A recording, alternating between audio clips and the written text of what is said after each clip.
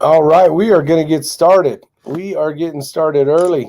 I don't know if you call it early, but we got a few invites out there. Hopefully some of those guys show up. But wanted to say hi, get things going, get this thing rocking and rolling, see who shows up. And we did have an earlier chat tonight, if you guys didn't get a chance to see that. The release of the ACE Death Squad's tripod is out. So it's actually rocking and rolling, for sale now. So kudos to Plus 5 for designing a pretty dang cool tripod. So if you get a chance, check out that video as well. We'll wait for some people to show up. We got Steve Headley out there.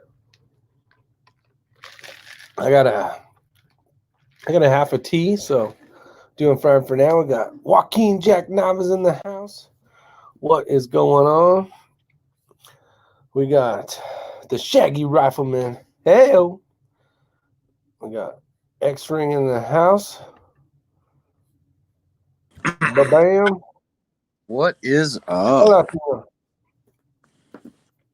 I got exciting news. I went crazy and ordered a couple badass scales. Talk about that in a little bit.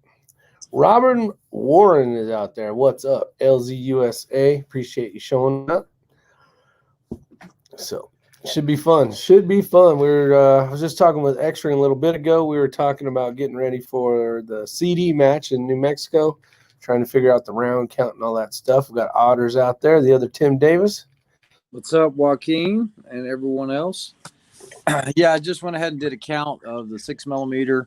I've got 158 rounds, so I'll just drop about 50 more tomorrow, and that should be plenty of match for me. Yeah, that'll be good. I'll give you enough to zero. I think we zero on Thursday. Yep. And from there, it's all going to go awesome. That's what's going to happen. Brian Duchesne, Ramsey Country, how you doing?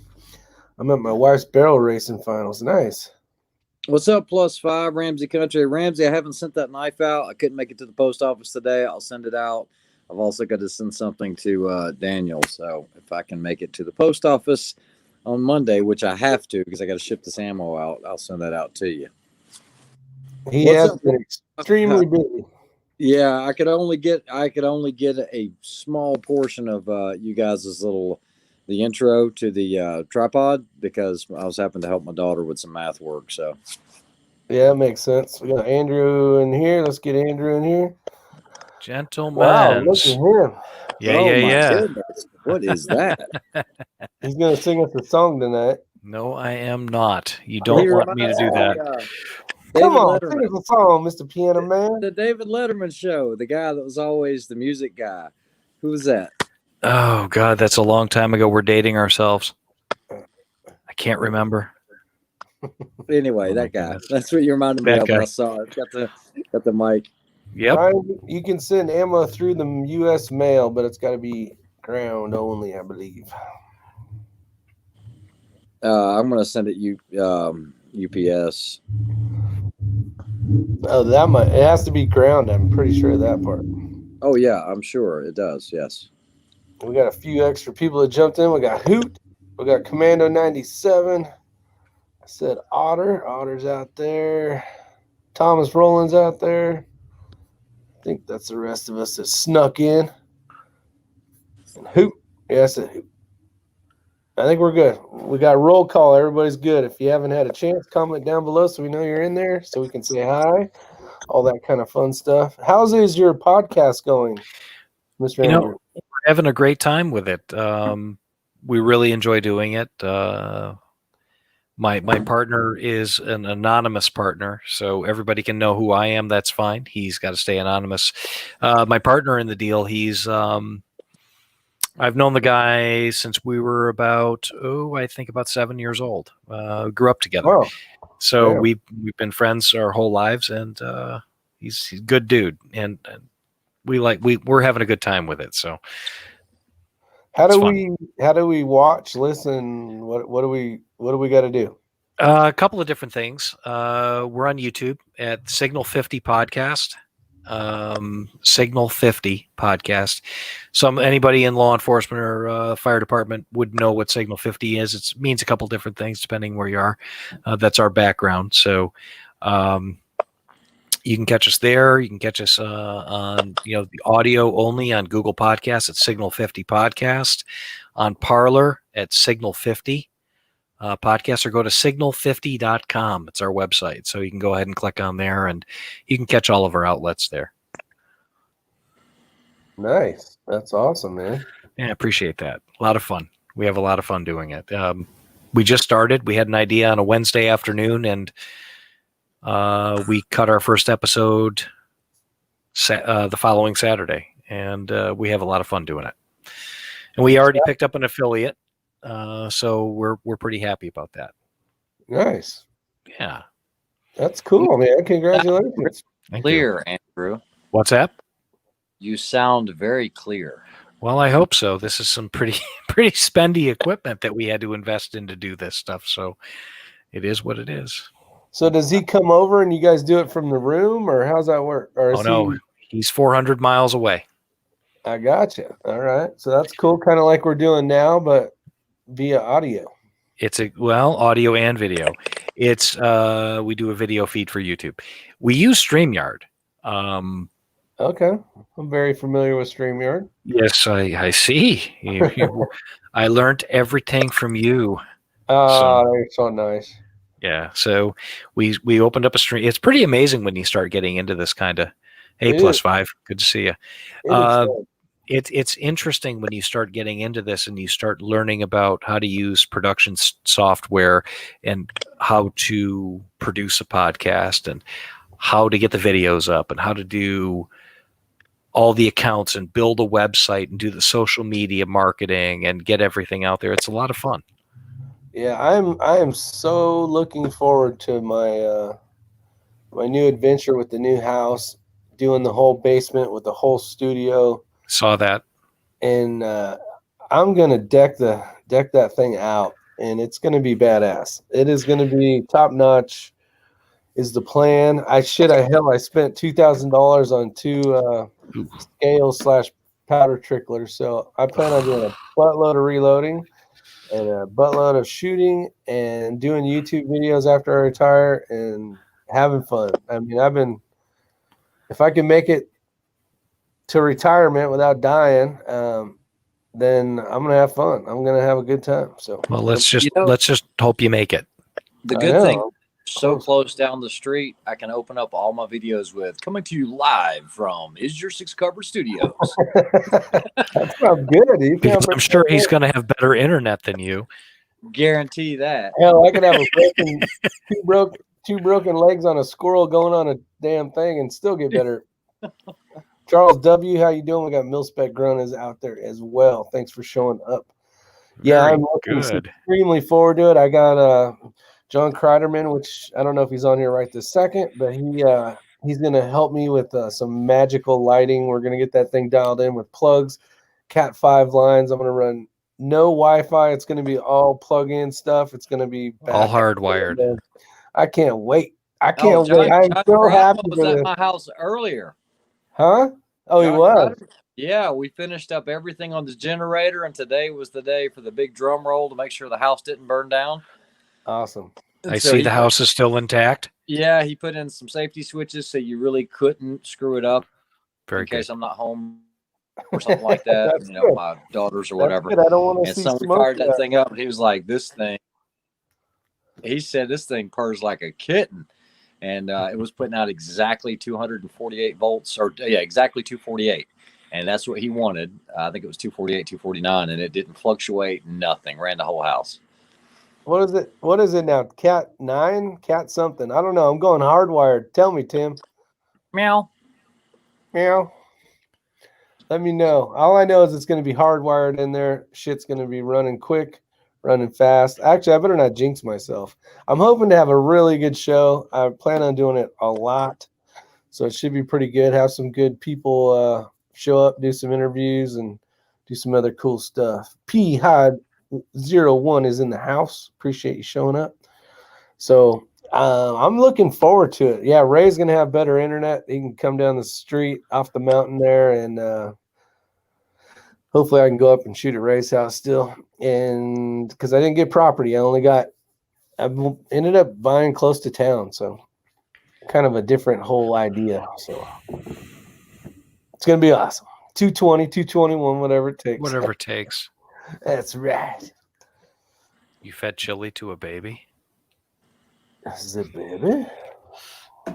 Never What's mind. up, Mil Spec? So, podcast. What podcast number are you on? 4. What up, Todd? Oh, WTF SoCal's out there. What's going on, brother man? What's up, John?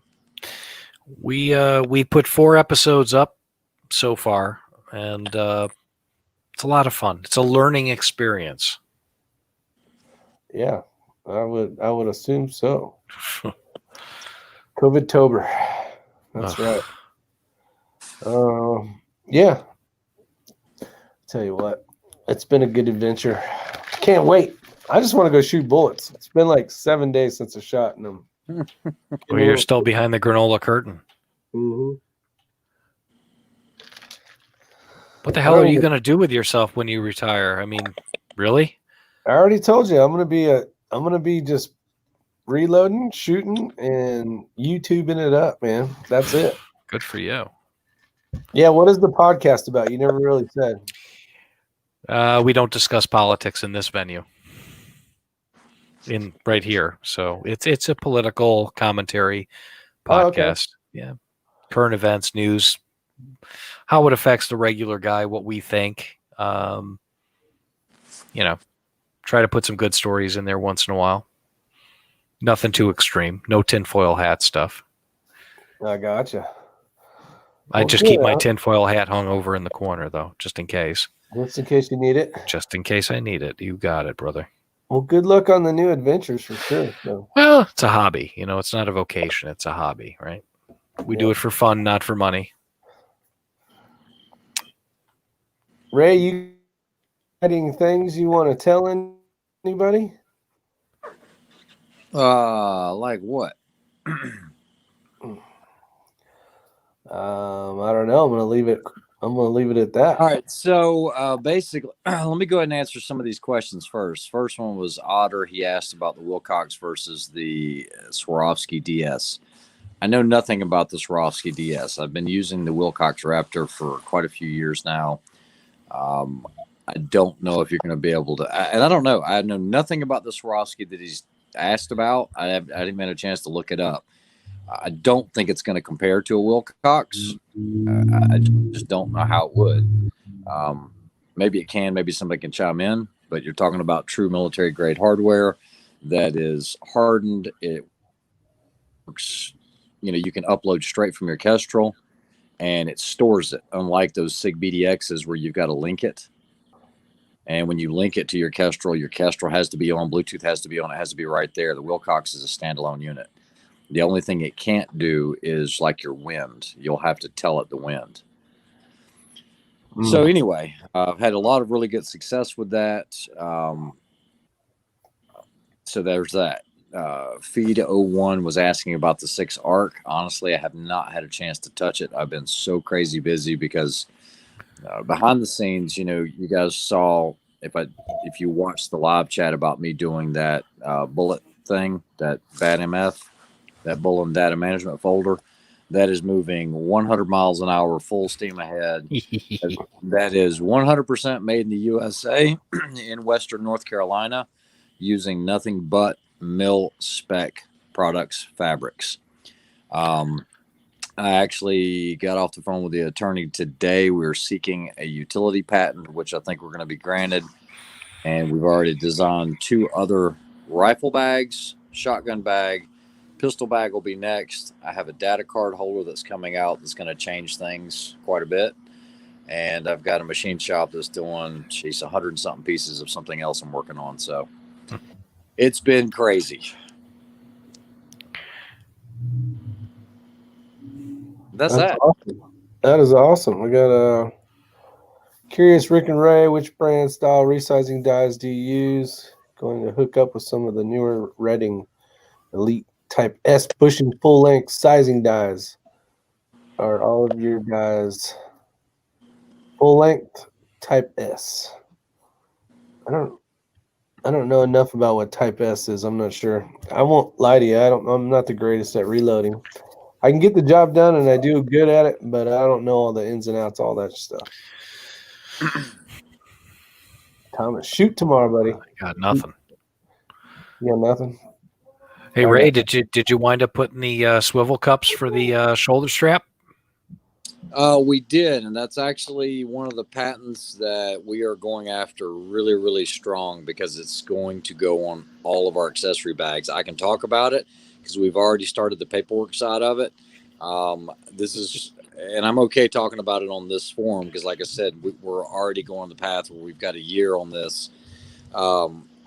Basically, think about it, guys. Think about every gun bag you've ever owned and being able to have QD swivels, which we're designing our own. Those are the ones that are being machined right now. That's going to be an integral part. Those things are rated for 275 pounds. You're not going to load that many rifles in a rifle bag, and you'll be able to utilize your own slings. But also think about, have you guys seen the rifle bags that have shoulder straps? Well, you can never really remove those. You got these D rings hanging everywhere, or you got straps that you're either going to have to cut. So what we've done is we've designed a system that's based off those QDs, where you can take a harness and put it on the back and just QD it straight into the rifle pack. Another thing we're going to do is every rifle bag, every pistol bag will have an optional lightweight rain cover for it, like a ripstop nylon. I don't know why. The premise of this company is to basically design bags and equipment for shooters that have always had to settle for something and make it work rather than something that was made to work for that purpose. PRS bags that will accommodate 30-inch barrels, these guns that are 56 inches long, shotguns, things like that. These are already in the works. No charge for the swivel idea. That was a great idea. We're also incorporating the YKK, the waterproof zippers. I think you had mentioned it. I think John had mentioned it. So big shout out on that. But it just got me thinking on what all we could do with that. Yeah. So yeah, I mean, we had an investor contact us and wanted to put a huge figure into the company. I was like, no, I think we're good. I'm going to try not to do that. Keep it simple. I don't want any outside influence on it. No, keep it simple, man. Keep it under your wing. It's yours. Yeah, no, it was really a blessing because the company that we contacted is literally 15 minutes from the house, and they do nothing but military contracts already. So it's very compliant. Everything that they use is mil spec. So that's what we're looking for. Awesome. Yeah, no, we're not sourcing anything from China. We're not sourcing anything from overseas. All here. Awesome. That's super. That's the point of the whole thing. Let me know when you're ready to rock and roll. We'll give you an affiliate plug on the show. That sounds good. Yeah, we're pushing really forwards with it. We had to buy a bunch of fabric yesterday, and the guys were like, "You guys okay with this?" And I was like, "Man," I said, "I'll give you the money right now if you need it." I said, "We're serious. We need this thing yesterday." The other thing about it is, guys, is it's a system that I've come up with. It's not just that bullet data management folder. All the inserts will integrate into the panels of the rifle bags. So if you have a shotgun bag, you're also going to have a panel insert that will hold 6 chokes, your choke removal tool if you don't have extended ones. So it's a well thought out thing, and it's just putting everything to paper and giving it to these guys. But they're on the ball. When's the rifle bag coming? Mike 21 STI says it's going to be after the other ammo. The very first thing is the data folder. Okay, that is the key to everything, because let's say you have a rifle bag. Remember those strips that I showed off that were in the bullet data folder? If you didn't have that with you, you could just place those on the inside. Now you've got runners of your ammo inside of there as well. So all of it's going to work well together. But yeah, that'll be first. It will be Coyote. We'll get into the colors later. We've already got an e-commerce set up. Everything's being done right on this one. We're not pulling out any stops on it. You have to send me all the links. Yeah, we'll do for sure. We'll do it. Roger. It's hard to put. We don't have the website live yet because we've got to have product photos and things like that. But I'm also going to do a line of shooting bags as well, using some materials, incorporating some of the cuties as well that are covered so they won't be exposed when you're using them. If you guys have some ideas on some things that, I've always been looking for this, to use or whatever, and it's just nobody does it. That's what we're trying to do. That's good. I don't know how many 3-gunners we have on here, but you guys tell me truthfully, if you're running a 12+1, which that's going to be your standard length, okay, whether you're running a Stoger at 56 inches or you're running a Benelli at 54 inches, find me a bag that will fit your shotgun where the half of the buttstock's not sticking out and it's not a slide into with woodland camo on it or something like that that's really made more for hunting, and it's a scabbard. I want an actual zip up full length bag, and that's actually going to be the second product on the list. It's going to be a low profile. It's not going to be really tall like a rifle bag. It'll be specifically for the shotgunner. Smart move. Yeah, I wish I would have had one of those 10 years ago. No, I'm still waiting to find a good one. Yeah. ELR here and starting PRS, Northwest Gun Reviewers. Nice, man. Thanks for showing up as well. Yep, a lot of cool, exciting stuff going to be happening soon. I know Ray's been busting his hump trying to get it all figured out. And the adventure will continue, obviously. So we'll see. I've run a 3-gun with Ronald Wilson, you're absolutely right. The Chinese will be ordering at least one. This is why we're going after that utility tank. Hey, this is so funny because when Microtech released their Scarab 2, they released 70 of those units 2 weeks ago. Those clones are already coming in from China as we speak. That means they reverse engineered it and manufactured it within a week and a half. And they're already showing up on AliExpress and everything else. It's crazy how fast they do that. Down to the packaging and all. Sneaky bastages. Just straight out theft. The same exact packaging, the Microtech logos that are trademarked, all of that. Oh, yeah. They don't give two shits about it. They're copy. Well, they sent us a virus. Why wouldn't they send us fake Microtechs? Exactly. Yeah, exactly. I'm just saying. Come on. Oops. My bad. Was that mean? No. It's all good. Okay. All right. Let's see. I have a 3-gun run with what I brung. I got it. That's the crappy part about the Pelican cases. They're great for getting your gun to another state via airplane or whatever the case is. Oh, they're so clumsy. You got to carry that damn thing around. It's a pain in the ass. Oh, they are so clumsy. Take it from somebody who's traveled around the world with guns. It is so clumsy. SoCal, that's not even funny.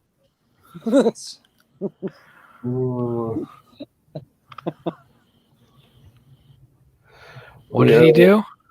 He said, anyone want to buy an original Scarab 1? Let me guess. Is it green in color? The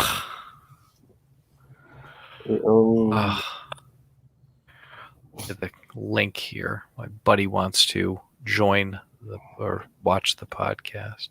What does everything of Trump get in a row now? Oh, everyone think probably. Well, I think he'll be fine. He's healthy. Yeah. Oh, your buddy that's your he wants to watch. He wants to watch. He's gonna jump in. He's not gonna jump into the stream, obviously. He's just gonna. Yep. He wants to see what we're all about here. SoCal selling his knives. SoCal. I'm gonna be heading home soon. Sushi ain't open yet for 2 more weeks. So the next time I'm out here, which will be November 15th through the 22nd, we got to meet up, catch up. But oh man, I don't know. I'm too excited. Yeah. Let me hit on that question real quick that Todd had asked me. And if anybody knows me, it's going to be Rick. Rick's probably done as much reloading downstairs as anybody else ever. I really am not a tinkerer when it comes to reloading. Okay, I'll buy, like Redding dies or Hornady dies and just full length. And once I find something, like I said, that's what I call good enough. And for me, to be honest with you guys, one MOA, I always say I'll shoot any match with an MOA again. That's the truth. However, I like to see a half MOA. Once I see that, I'm done. I'm not playing around anymore. I'm not looking for loads. I'm not looking for different powders. It's good enough. I'm probably not going to have that gun a year from now, or it'll have been retired and just put away. So I don't tinker a lot with reloading. Rick will tell you that. We stuck with the same loads on the 6.5 and on the 6 Creedmoor, and I don't see myself deviating from that. I'll shoot it until I'm done with it. So, and why do you do that? As far as you ask about, pushing guys, call it done. Good enough. I mean, it's exactly. Yeah, I mean, it's places. Yeah, there's no point in tinkering. I mean, if I get a rifle that can print, if I find a rifle that can print .15s, but I got to spend, this much time doing it, as opposed to ammo that I can load it pretty quickly and it'll shoot .4s or that's good enough. There's another saying that Rick has heard me say this. Sooner or later, you get enough errors canceling. You know what I mean? I don't think any of us here are going to be relying on that difference between a .15 group and a .3 group to make a hit on the target. That might be enough to make you miss the target. That's what I'm saying. It's just I try not to read too much into it. Quit chasing things around. Yes, exactly right. Keep it simple. When will the battery ship with a commemorative X-Ring mini bottle? No, it won't have any Diet Coke with it. But, not unless you drank it first. Using the full-length bushing dies, or using a standard non-bushing full-length resizing die. It almost depends on the one I bought, really. But for the most part, I'm just buying, depending on what they have at the store. I got everything from Lee stuff to Redding. It just depends on what they have available. I buy. Yeah, I would exactly. like to have it ready, and I might when I get my whole reloading thing all dialed in. But right now, I'm just waiting for the stuff to show up. The FX for now, all the 6 Creedmoor he's been loading, we've just been using the Hornady dies. Yeah, Hornady on the 6 Creedmoor. It's all about your setup. Yeah, I mean, it works well enough. The setup is going to be badass when I'm done. I can't wait. Todd right there, Elster's Rifle and Reloading. I was telling him I had ordered 2, the 120 eyes, and he's like, "That's awesome." He's like, "Here, I got a contact number, blah blah blah," and before I knew it, they had some thing going where you could get the 300 eye for the same price. So I actually got 2 300 eyes with the full dump. Powder trickler and all the cool shit, and got four basic cups. So each machine's gonna have 2. So I mean, it's gonna be just out of this world fast reloading. So can't wait. Do you want it fast or do you want it right? Well, that's the thing with this thing. You get it both ways. Ooh, that's right. You get your cake and eat it too. Nice. Well, there's another point to this too. If you're on a node, you can have varying levels of powder charges. I mean, if anybody's proven that, it's been Kenny or Eagle Eye. He used a little Frankfurt Arsenal, little digital scale. That's what do you say? It was like not even $100. Yeah. And if you're on that accuracy node, you can have those variances and nothing really changes. Do I feel good about going down, 3 decimal places? And Rick and I already know, based on whether we're loading, H4350, we know that's going to be about 30,000. What's that? 30,000 on H4350. Correct, per kernel. It's going to be somewhere in there. And I mean, you can look at it and you're like, all right, I just need 3. But 3 and you're good to per go. kernel on the what was the other one we've been loading lately? The other one is the 8208, and that Yeah, runs that's about 1,000. Yeah, exactly. Well, you're exactly right, Ray. You're exactly right. We were in a place somewhere where it's very cold in the wintertime in an underground shooting tunnel. Yep. We were doing a little bit of development on some case development and load case bullet combination development. And for grins, it's a fully instrumented test bay. You know what I'm talking about. Yep.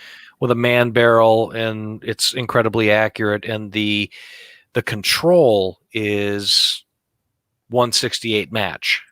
Okay. Or excuse me, 175 match. Yeah, the M118LR. Pretty much.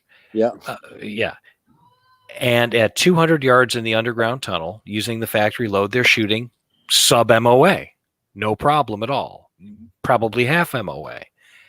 When we changed the powder load and we varied it slightly by quarter of a grain, up, down, and we were hovering around the number just to see what the accuracy effect would be when the varying powder charges, we weren't noticing that big of a difference at all. Yeah. Yeah, as long as you're on a node. Now, if you're not That's on right. a node, You're out. You're out. Yeah, a little bit can go a long ways. And absolutely. And not to call Rick out.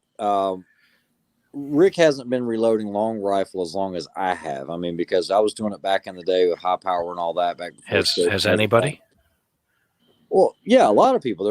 You've been reloading probably longer than I have. I don't know. I mean, I started really young and I learned the basics and it works. But I don't know if Rick knew how important once you get that velocity and you get everything right with your cases and all that, how that run out can change everything. Just moving it back, or moving it longer.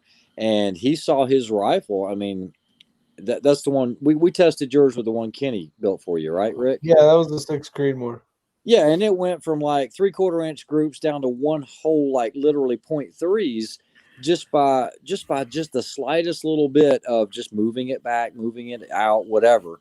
And I had the same thing. I actually called Kenny on one because I was doing one the other day. And it was huge. I mean, the freebore on this thing was crazy. And I made big steps, and sure enough, I mean, loading at 2.82, I was getting 0.25s out of this rifle, but 8.0s, 8.1s, 8.4s, they were all half-inch groups or bigger. I mean, which isn't that great. But when I got out to about 2.85, I was getting like 1.25 groups. Wow. And so that run out, I mean, that can change everything, So yeah, that's important. Amazing. And then once you get it, keep all the info. Yeah, it's like John said, just a minute ago, SoCal, he found the load for the AI and that's it. He's sticking with it. And I know that in my head. But I'm not shooting 6.5 Creedmoor anymore. But if I ever throw that barrel back in, I already know what the load is for that gun. Do you ever just load something up and take it to the range and just kind of go by the book? Take it to the range, Sammy kind of length, nothing special, middle of the road powder charge to work up, work down, depending on how you want to tailor it. And you touch off your first 5-shot group and you go like this. You go, I'm done. Yeah, if I get that, I'm done. I don't need to mess with it anymore. We're good. Yep. All good. Yep. Yeah. Those are good days when that happens. I'm not gonna lie. I don't know if anybody here other than maybe Todd. I hate reloading. I hate it. Okay, it is a necessary evil to this end game, but man, I hate it. It's time consuming. I'd rather just shoot. I mean, shit. Yeah, it is not relaxing to me. I do not find any enjoyment in it whatsoever. I hate it. I want to get it done and be done with it. Why do you think I bought 2 of those damn things? Oh, yeah, that's true, too. I'm like, I want to get this shit over with. I want to go shoot. Yeah, I mean, for the guys that are watching or whatever, I shoot more than your average bear, and I just get sick of it. I really get sick of the reloading. Can be tedious. Yeah. Well, especially when you got these matches that are back to back like this, some people could say, well, why don't you just go ahead and load a, 600 rounds and just put them in storage. I do not do that. Nope. All my Can't do factory that. stuff goes in storage, and that's there for rainy day stuff. But for matches, I load based on what I'm shooting at the time. Might need that for grocery shopping. There you go. You guys drink your tea and your Diet Coke. Yeah. Hey, someone's got to. Oh, In other news, okay, so we're going to change gears for just a minute. You guys know that I've been playing around with these RMRs and everything else. Well, I ended up getting 2 of the Aimpoint Acros. I'm a huge Aimpoint fan. I love Aimpoints on rifles. I like dots. And when I heard about the Acro and read about it, a year and a half ago or so, I was like, damn, that is ugly. I mean, it's just ugly. But the concept of it and having a sealed emitter, I was sold on it. And we got 2 of them. And you guys saw the 2 pistols that I was trying them out on, and I am dang impressed with that. I will be happy with that. I don't have to worry about it. It's one of those. Matter of fact, I'll shoot that at Snipers Unknown for sure. That setup. Red Raider says he'll reload for you. Was that bourbon? I think that was 45 auto. yes, sir. Absolutely. Mike 21 STI. I do not load shotgun. I did that one time and sold everything. I think even Rick doesn't even do that anymore. It's too cheap to buy it to reload it. It's a big pain in the ass. No, it's too expensive to reload shotgun is what it is. Well, it's cheap to buy it. I mean, Jesus, Walmart's got 12 gauge shells for 100 of them for $22. I'd really rather spend the money.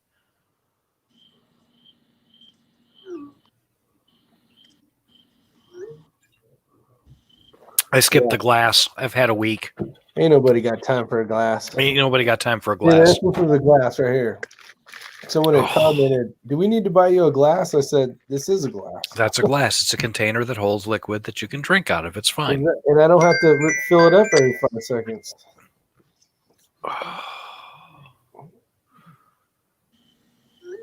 Okay, so maybe this other one's over my head, but I know we've got Todd and a couple of other experienced reloaders in here. So when someone references a node, the way I try to explain that is what is called, for me, an accuracy node. Okay, and what that means is variances in the powder does not change the point of impact as much because you're on that node. Okay, or think of it as, I'm going to use the incorrect term here, but I'll just say wavelength. Okay, maybe it's harmonics in the barrel, whatever. I've never thought of node as a power node. For me, it's always, and like I said, I've talked about this many times before, but the difference between, let's say, 40 grains and 40.1 and 40.2 is negligible. You're not seeing any velocity gains and you're not seeing any shift. However, let's say you're going up a little higher to a higher node, or in between the low and the high, and you're at 40.4 and 40.5, you're going to see a huge jump in velocity as well as point of impact. Now, when I say this, we're talking about impacts at 300-400 yards. You really need to chart this out. I think the other one is the Satterley method, where you can put it in the computer and it'll do your plateaus for you. I'm just kind of old school. I'll do it on a big piece of cardboard out at 500 yards. Once I do that and I find that node, then I'll start messing with the run out afterwards. That might be backwards, but it works for me. Let's have you guys chime in. Hello. You got it. You're all over it, Ray. All right. I think keep it simple. You're on it. I mean, you find the sweet, let's call it node, great, sweet spot, right? Yeah. Your seating depth, your neck tension, your jump, you have all of those things. You just happen to hit it just right. Your powder charge is, I think, all right, to me, in my experience, I think neck tension and consistent neck tension is probably more critical. That is the key. Consistent neck tension. If when you're seating the bullets, when you're done, you've got your powder in there and everything else, and you're seating the bullets. If it doesn't feel the same every single freaking time, you have a problem with neck tension, and you're not going to get the best ammunition as far as results. With that being said, I'm going to try to eliminate some of the slop that I probably I've never owned a coax or anything like that, but I do have one of the Area 419s coming. The Zero Press, it should be here any day. I just talked to Craig, and they were getting everything done with packaging, and so that might take out that variance that I might be seeing in some of these older presses that I've had for about 50 years, it seems. But other than that, I mean, if it's got to feel the same every time. If you can manually feel, oh, this one's harder to seat, oh, this one's easier to seat, yeah, you're going to be all over the board. Right. You'd be chasing it all day long. Yeah. It's really interesting when you go to a facility like where it's really cold in the wintertime and it's all underground, and you start using their instrumentation and you start using their tools and their bullet pull gauge, your strain gauge. Yeah. And you really start to learn the criticality of the neck tension. And that's why I've been, and people can poop me all they want, the Lee factory crimp die, to me, is if you can just kiss your cases just a touch with that die, if you're having some problems and you're not getting the results you want, that to me is something to try, because at least it gives you a consistent squeeze and a consistent neck tension. That's the one thing you can control. I think it's worth trying. Yeah, I never. I just read a comment about Otter saying he does bullet jump first, and I've heard that, but I don't. I don't do that. I'm not saying that's the wrong way. I'm not saying it's the right way. It's just not the way that I do it. It's a way. At this point, yeah, and like I said, and I've always said that. I'm not saying it's the way. It's a way. Right. But yeah, at this point in my life, I doubt I'm going to change. I highly doubt it. Yeah, I think at this age, guys, we're who we are. It's like even if it don't work as well, you're like, I just do it this way. Okay, Ray. I'm not that hard-headed. I am receptive to new things. Otherwise I wouldn't be running around with some of these latest greatest electronics. But that's just, I'm not going to say keeping up with the Joneses, but you can't compete no matter how good of a shooter you are. You can't compete on an unknown blind stage with a guy that's got a Wilcox and their team's got a Wilcox and you don't. You will never engage those targets as quickly. Just not going to happen. And, we made that determination 2 years ago. Come on, spending that kind of money. I mean, that's like $12,000, for 2 units. I'm going to let Rick run one out at Competition Dynamics. But when everybody else has got them, I mean, what are you supposed to do? Just say, oh, I'm just here to have fun, and I'll just try to shoot the targets and time out on half the targets. You can't do that, Yeah. It's a difference between shooting for fun and shooting for money. There you go. Yeah. That's it. 100%.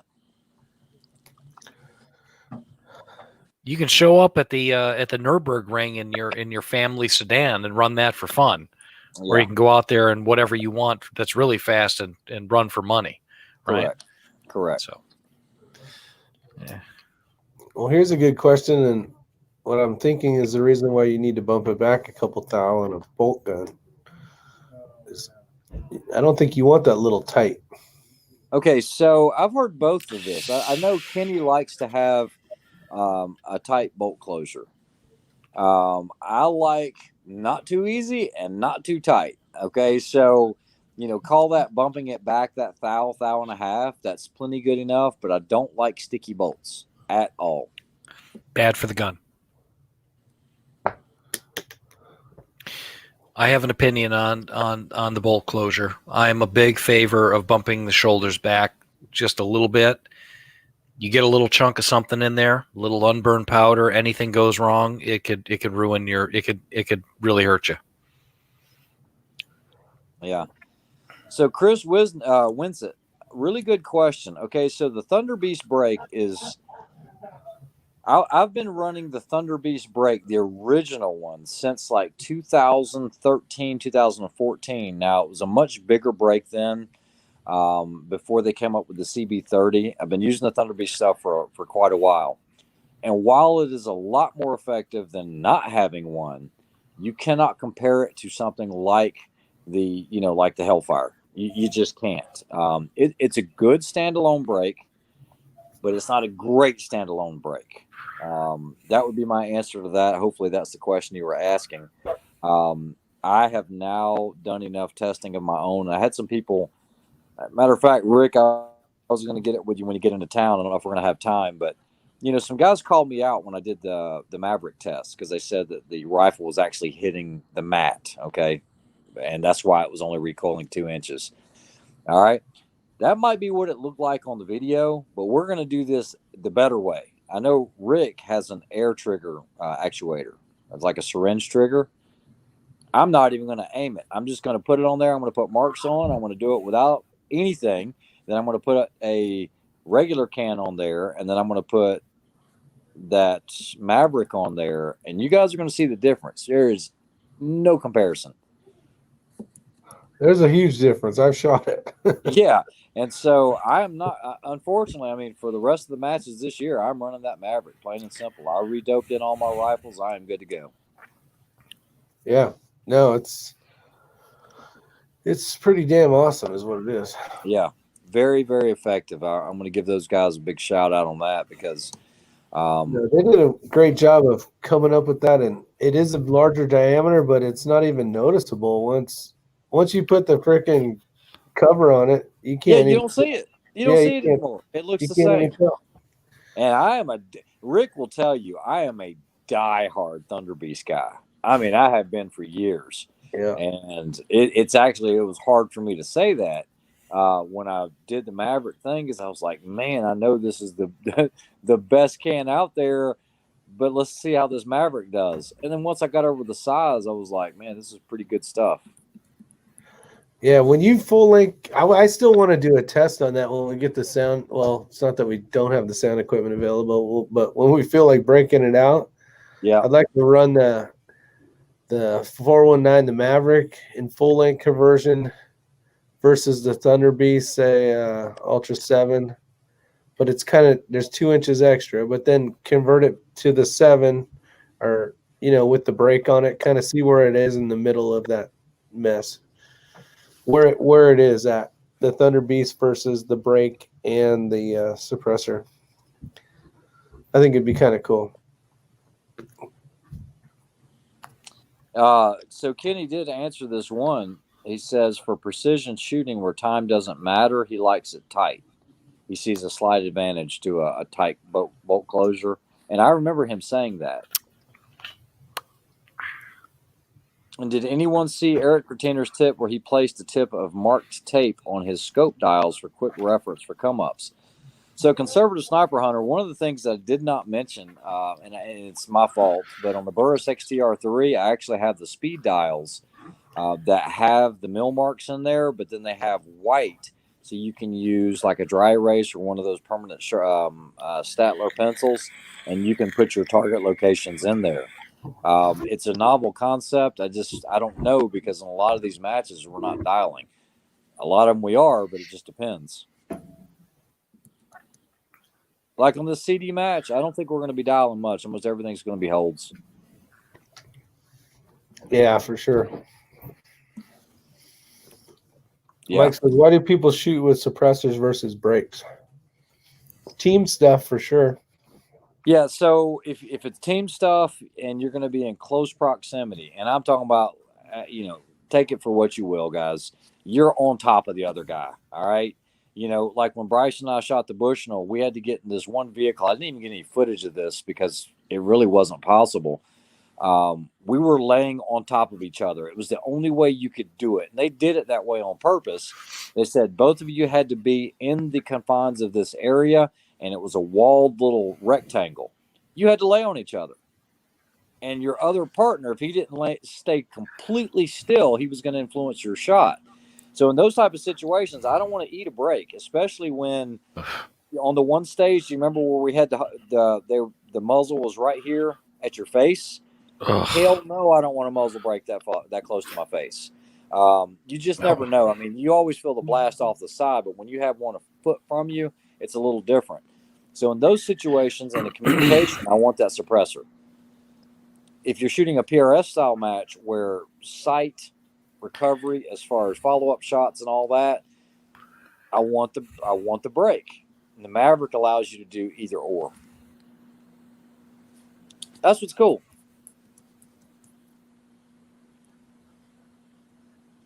I can't hear you, Rick. Rick, you're muted. I just noticed that. Okay. Thank you. I noticed that having the brake is more of the impulse is faster and harder, but it's easier to find the target than sometimes with the suppressor. It's softer and kind of comes back into more of a slower fashion kind of. That's the one thing I noticed personally. Hey, Northwest Gun Reviewers, who makes a good data card holder, he did give you some really good answers there. I am in the process of making one that's going to change things. Funny you should mention that. Don't wait on mine. Go ahead and get you one. But when I come up with this one, when I sat down today with some of the engineers and we were drawing it out, they were like, this is pretty freaking cool. Kenny knows what I'm talking about because I've run it by him as well. Yeah, I'll be interested to check that out. Got my brain working overtime. It's on. I got smoke coming out my ears. See, you cut your hair. Yeah, well, you know.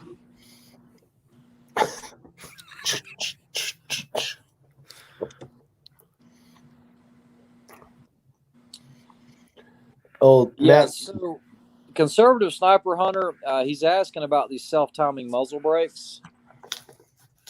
And you know, one of the bad things about, and we're not talking about a tuner, we're talking about self-timing muzzle brakes, which I know Seekins had one, and Area 419 has one, and they work really well. It might take a little bit longer to get them exactly right, and then when you tighten it down, it might shift just a little bit.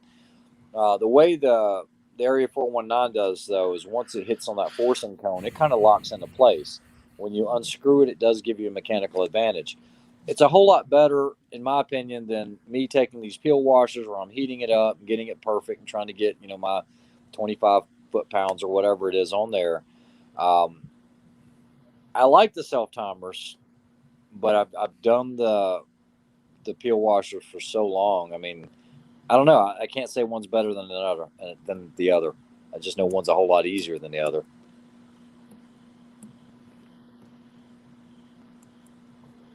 Trying to figure out what SoCal had asked me. Yeah, I hear a lot of good things about the APA little bastard. Yeah, you would take side roads all the way down Elsinore through Marietta through Temecula. But just wait till I get back. Get those miles in so you can get that, break that train of yours. Mike 21 STI, great question. He's asking what I think about the Vortex 1 to 10 for 3-gun. The very first day, I was on the fence. As a matter of fact, there was another guy that I was shooting with. I tried to keep him off camera for other reasons. They've been playing around with him a lot, and he was like, I just don't know. And I was like, that's where I'm at right now. I just don't know. The second day, I really started to feel that scope. And then on the third day, I was like, you know what? Right now, it's the best thing going. The only thing that I noticed, and I've noticed this with all of the 1 to 8s and 1 to 10 style scopes, I think it's really hard for these companies to do an LEPO or LPVO where it goes from 1 all the way up to 10 to where I like a true, what they call a 1 power. I like it to be like an aim point where it looks like you're looking through a piece of glass when you're on 1 power, not anything with any type of 1.2 or 1.3. The problem is they don't have a parallax adjustment, okay, or call it a focus if you will. I have yet to find one where I can be at 1 and go beyond about 7 to 8 without it feeling like it changed something and needed to adjust your focus. So as long as I kept everything below 8, I was good to go with that scope. I love the reticle. I love the dot on it. The illumination is incredible, and that's exactly what I'm going to be running at Memorial as well. I thought it was this weekend. It's next weekend. I leave Wednesday.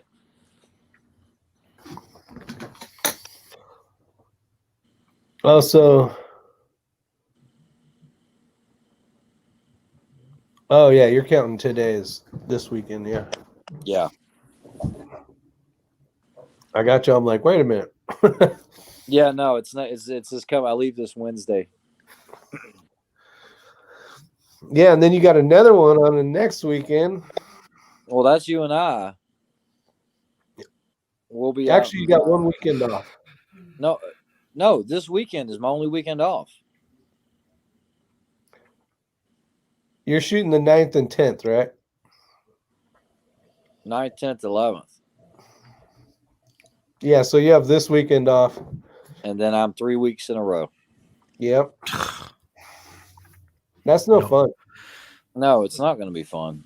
And then somebody's trying to get me in a November match too. So I don't know. We'll see. You might be interested in that one. No rest for the wicked. I said weary this morning. I'm what state's it in? That one, I'm still getting information on it. I think that one's going to be in Georgia. It's a long range. I'll be around. Okay, I'll let you know. Only weekend I'm working in November is the 20th, 21st, 22nd. Got it. Swamp Fox. Could be doing housework. Could be building his man cave. Yeah, no doubt. I can't wait. I can't wait to show you guys what I have in my brain. I don't know if I want to see what's in your brain, Rick. No, you do. This thing's gonna be cool as shit. Oh boy. Some things can't be unseen. It is gonna be. That's true. I got lots of things in my brain I can't get rid of. Yeah, we were just talking about that a little while ago.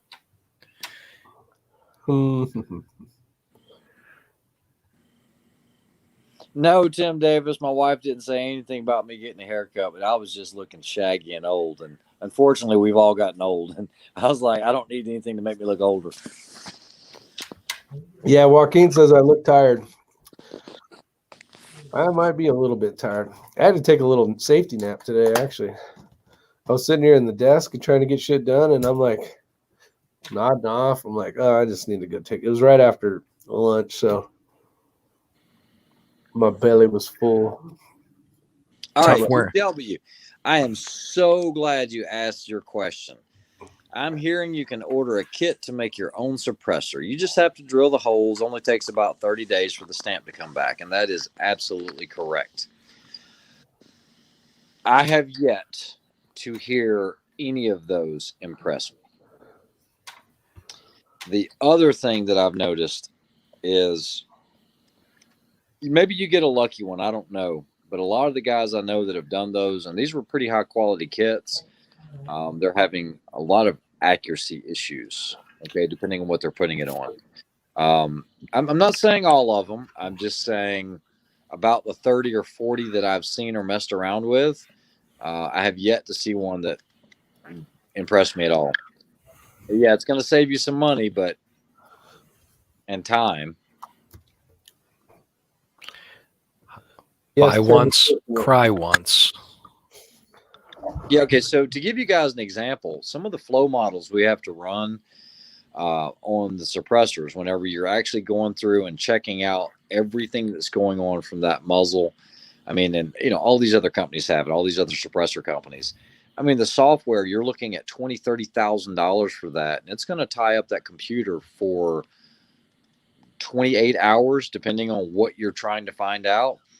You're not going to get that type of development. Now, if all you're looking for is, hey, it's going to knock it down, it's going to make it kind of quiet, and I made it myself, and I feel good about it, then that's great. But I don't know if you're going to get the performance out of it. Yeah. Conservative Sniper Hunter's got a question for me. What are you drinking, the real gun guy? Jim Beam. Jim Beam Bonded. James Bond. Jim Bond. Yes, Jim Beam bonded. 008, Jim Bond. Mhm. Skipping the glass. It's been a week. What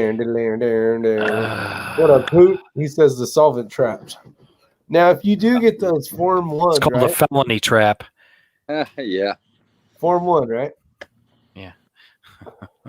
Oh, Felony trap. Yeah, felony trap. So plus 5 is my opinion on the Elcan optics. Now I've been playing with Elcan for a long time, and I don't know why they did a 1.5 to 6. Why don't they just do a 1 to 6? If you guys have never played around with an Elcan, and some of you probably have, whenever you Fucking move the awesome. lever over, the lens actually rotates in there. Okay, it actually flips around. You can see it flip around. The illumination is great on them. Okay, you can do crosshairs, you can do dot. The glass, incredible. It is some of the clearest glass you've ever seen. I'm going to put it on par, if not better, than Night Force optics. Okay, we're gonna say we're getting into that Schmidt and Bender range. It is some unbelievably clear glass. The holds spot on. They really are. They go all the way out to 1,000, depending on the model. Some of them a little further, but they are pricey. They're clunky looking. They're heavy. But it's just a different way of doing it. I like them though. It's a good piece of gear. Yeah. They look built well. Hard use gear. They are expensive. Super, super spendy. Yeah. What are they, like 20, 25, 2,600 bucks? They used to be, but I actually, and they still are now, but I've been seeing a lot of them pop up for, mid to upper, 16, 1,700 to about $2,000. And that's a lot. But look at a Night Force. You're going to pay that for one anyway. I'd rather have the Vortex 1 to 10. Yeah. I like the Elcans. I think it's good, but it's not something I'm going to run all the time. No, I did get a chance to shoot one of those a couple times, and they're pretty cool. Yeah, they're awesome. Yeah. One of the cool things is watching, like Ray said, where it switches in there. Who owns them now, Ray? They got bought. I have no idea. I have no idea. But like I said, it's good stuff. Todd, I can't say enough good stuff about that suppressor. Like I said, I've got a lot of hopes for that this year. We'll see how it goes. Raytheon. Oh, Raytheon bought them? That didn't surprise me. So now they're even more expensive. There you go. Yeah, when you hear that word, you hear lots of zeros. If you have to ask, you cannot afford it. Yeah. Natural point of aim in this space. Huh? I don't know what that means. I'm not sure. A-zone. I don't know what else to tell you. Center mass. Odor. Think of a new battle optic. Damn missile company owns Elcan. Holy smokes. Dude, Raytheon owns a lot of stuff. And you'd be surprised what General Dynamics owns. And BAE owns. And Leidos. And you'd be surprised. Yeah. A lot of fire stuff, too. Oh, yeah. Absolutely. Yep. And then when you put the word fire behind it, you get to triple the price. You put the word tactical on something and it quadruples the price. It's ridiculous. No kidding. So you're telling me that this shovel... You put that NFPA rating on something and oh boy, here goes that price tag. Woo! Holy shit. Can I get a non-NFPA? Joaquin Jack Nava says, did you see where Remington was split into many pieces to different buyers? What do you think of that? I think, holy cow. I think... heard about it, but I didn't... Yeah, I don't know all the particulars, but I know that Federal Ammunition just got themselves a hell of a deal on some capability. Yes, they did. Who did? Federal. Vista Oh, Outdoors bought Yeah, the Vista ammunition. Outdoors got all Yeah. their ammunition stuff. Their They paid- primers, everything. They bought everything, and they bought a lock, stock, and barrel, and they paid $81 million for all the capability at Lone Oak. oh, so just chump change then. That's just a shift's worth of production these days. Chump change. Yes, Ruger made out well. yeah, they did. Yeah, I'm going to be really interested to see what Ruger does with the Remington name and the.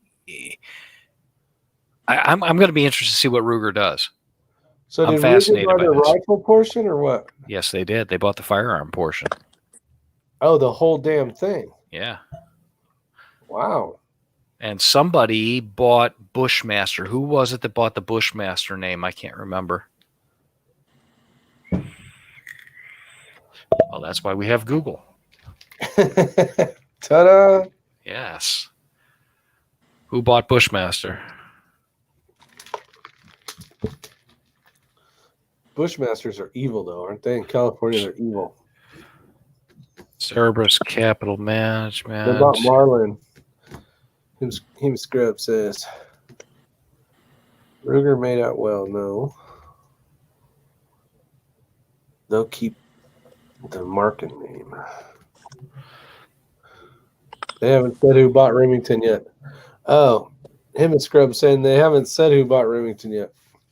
Jerry Parker says PSA. It's possible. Yeah, they're a big, huge company. Wow, Ruger owns Remington Firearms. Just overheard you guys. Well, I don't know. We're looking. My understanding is that Ruger bought the long gun part. I could be wrong.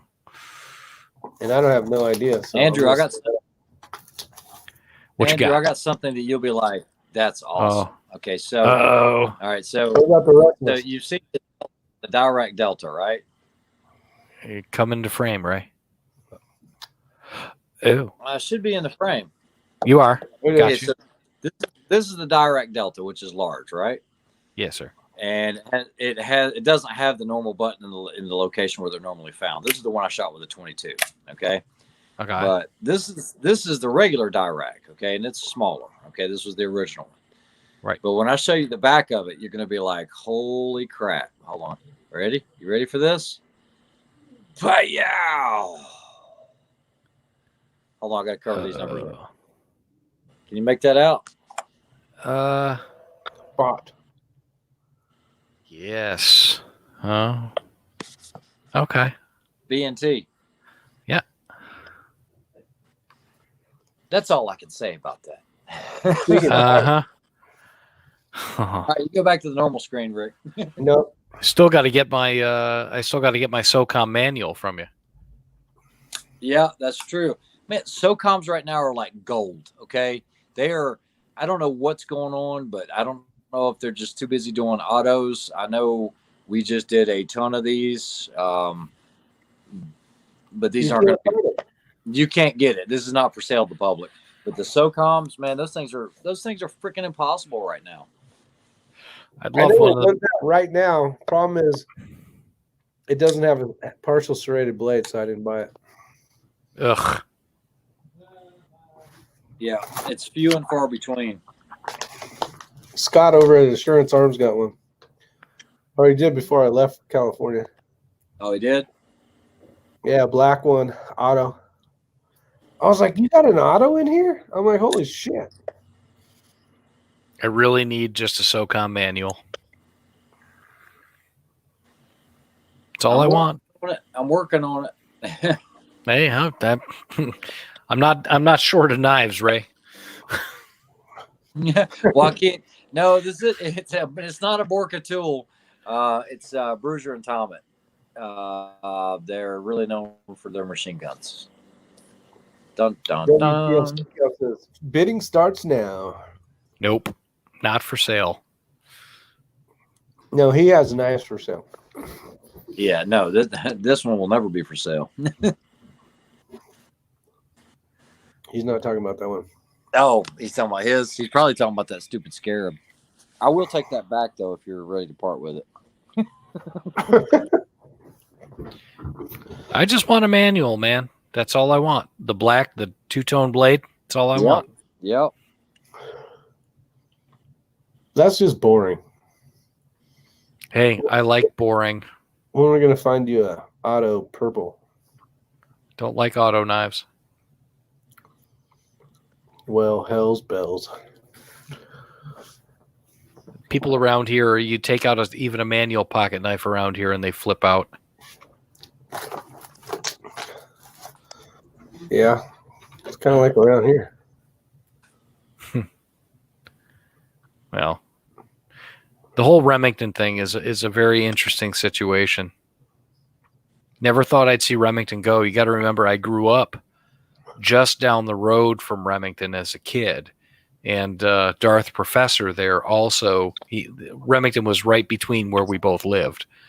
And when I was a kid, my dad used to take me to the Remington factory. They had a factory store. And it was really cool to go see the old Life-A-Lot Remington factory right there in Ilion, New York. It's just a beautiful place. Just a beautiful place. Just so much history there. I can't believe it's gone. It's hurtful. It is. So it's a legacy. It's an American legacy. Yeah. One of the oldest American rifle companies, firearms companies. It's just all gone now. It's awful. That's too bad. +5 says he's still loving his SOCOM manual. Yeah, kiss my ass. Hey, it was the right timing at the time when I had him. I hear you. You never know what the hell's going to happen on a No, live. you don't. It gets out of control sometimes. Oh, Northwest used to live down Sig Arms, down the road. You see, DPMS, Elfster, DPMS used to be up in Becker, Minnesota, owned by a guy named Randy Luth. And Randy sold his company, DPMS, and the name to Remington some years ago. And he got a lot of money for it. And he got out just in time. And then he worked for Remington for a while, Randy, and he got out there too. So he made out like a bandit. What are your thoughts on using an AR mag as a makeshift monopod? Done it a lot. Works. I don't like it. It's not very balanced or sturdy or stable. But then if you have a crappy one, it messes up the feeding. But I'll be right back. the SOCOM knives available in the service personnel program. I don't know. Yes and no. They were not available for the longest time, and they added them, but I don't know. I think they're still on there. Like I said, I really don't do a whole lot with the knives anymore. So I don't know if it's still in it or if it isn't. They actually added the Halo 5 or whatever it is, the 6, for a little bit, and I don't even know if that's part of it. But anyway, no, +5, you're not in debt to me ever. Man, I appreciate you sending that tripod. I can't wait to get some time on it, and I'm probably gonna. I think one of us, whether it's myself or Rick, will be carrying that at the CD match. I will have the Really Right Stuff one, for sure, but I think there might be an application for that out there as well. For sure. And he's gonna send another one. Those two got lost in shipping somehow. So the UPS guy or the Postal Service guy or whoever the hell it was, they got 2 freaking Ace tripods for nothing. But he's gonna send that other one to you. How do you know they're lost? They are lost. We checked the tracking, and then he said that they had gotten lost. Yeah, well, I hate that. I really do. I know, it's stuck out. Lethal.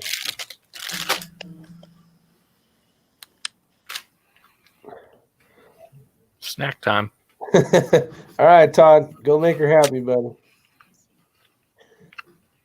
Give her some attention. We'll see you, Todd. Microtech knives. Have a look at PVK Vegas. Best prices on the Microtech stuff. Yeah, PVK Vegas, Josh Burbank. He's a really big dealer of Microtechs, no doubt about it. I sell lots of knives. No doubt. Let's see. Jerry Parker says, how about just using your weekend for a monopod? Well, it depends what you got to shoot over. The mag's probably longer than your hand if you do this or trying to do some funky thing. Check out when I'm down. SHOT Show. Heard SHOT Show's canceled. For this next one coming up? I heard that. I don't know if it's true or not. I heard it Oh, from a that's usually in January, huh? pretty reliable source. God, this Always the last show's been weekend. going on a year now. Hmm. It's crazy. It was like January, February, COVID, November. It's like, Okay. I'm going to say something rotten. This is bullshit. Had enough. Talking about this whole COVID thing. Yeah. Yeah. I think most people are getting tired of it.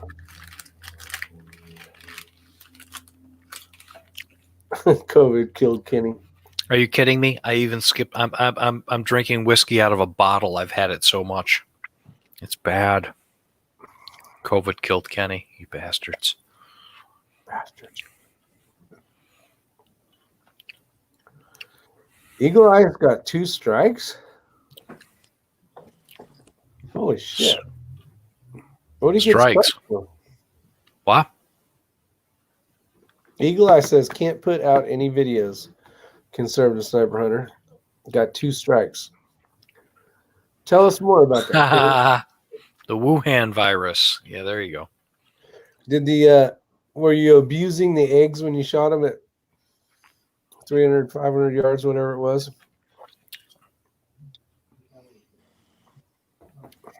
That sucks. Oh, pro shooter cronies flagged my videos. Ouch. What was assholes? Flagged him for what? I don't know. I sent you a link, Kenny. Get your ass on here and tell us about this. Because we can go flag their dumbasses too.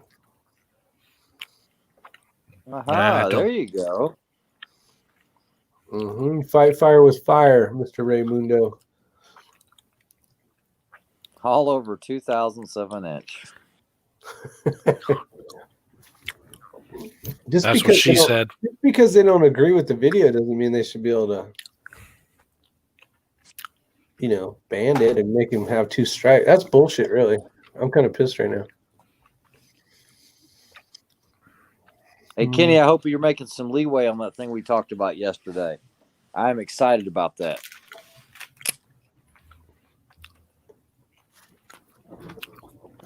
Yeah, Kenny, man, go over to Rumble. Make your videos and post them over to make yourself a Rumble account and post over there. You'll find it's pretty welcoming.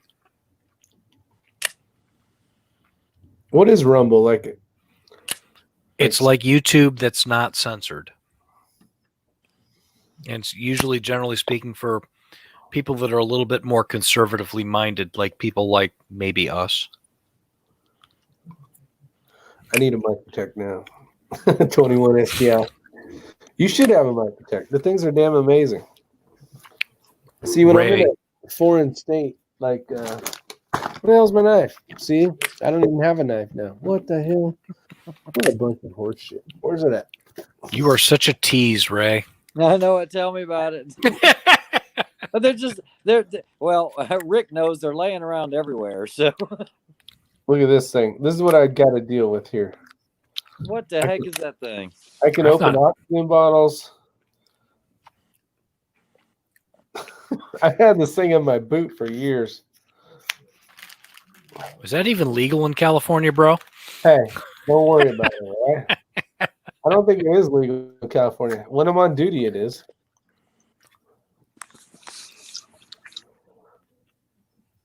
It's my oxygen tank and Band-Aid cutter. No, you can get to business with this thing if you had to. What the fuck are these guys doing over here? What's a firehouse? Are they playing grab ass? What do you think they're doing? Jeez, it's like playing cards with my sister's kids or something.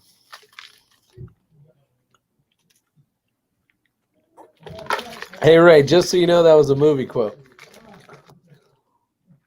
Okay.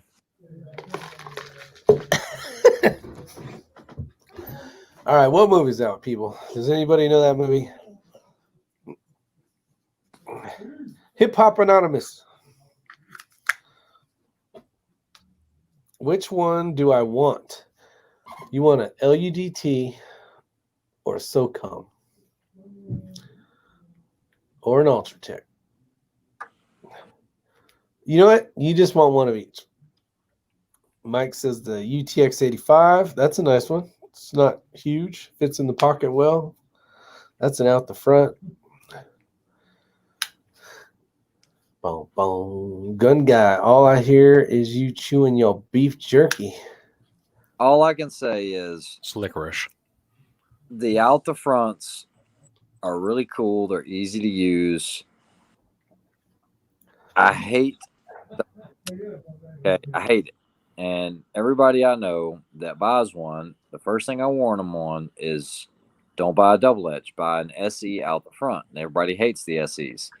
But just like Matt Pierce, he did that, pushed on the top of it, and split his thumb right down the middle. And I can name names, just people, time and time again, because everybody uses it, the back of their blade, for leverage. So if I carry it out the front, like I said, this was the one we shot with the 22, so this doesn't count.